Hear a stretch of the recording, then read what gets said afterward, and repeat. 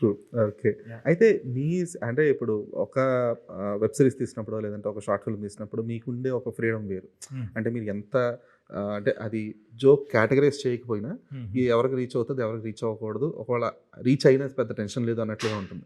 But సినిమాకొచ్చేటప్పటికి ఆ తీవ్రత అనేది తగ్గించాలి. హుహు. ఏదైతే ఇంటెన్సిటీ ఉందో, లేదు ఈ జోక్ ఇప్పుడు ఫర్ ఎగ్జాంపుల్ 'కలర్ ఫోటోలో' ఏదైతే మీ నాన్న రోజు నైట్ ఇంటికెళ్ళలేదేమోరా హుహుహుహు. అనే కైండ్ ఆఫ్ సీక్వెన్స్ ఏదైతే ఉందో, it might not be acceptable for all the set of audience. All the set of audience correct. So, అలాంటి కైండ్ ఆఫ్ ఫిల్టర్స్ అనేవి ఇప్పుడు మీకు 'మొగలీలో' ఇంకాస్త జాగ్రత్త తీసుకోవాల్సిన సందర్భం.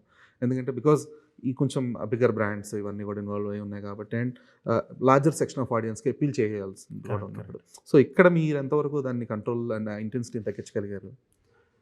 తగ్గించడం అంటే నాకు జరిగిన బెస్ట్ థింగ్ నాకు తెలిసి ఎవరికీ లేని అదృష్టం నాకున్నది ఏంటి అని అంటే మిగతా డైరెక్టర్లు అలా టెంప్ట్ అవుతారేమో కానీ ఈ నాలో ఉన్న ఈ ఈ మురికి ఆలోచనలు ఏదైతే ఉన్నాయో అవన్నీ చాయ్ బిస్కెట్లో యూట్యూబ్లోనే తోస్తాను నేను.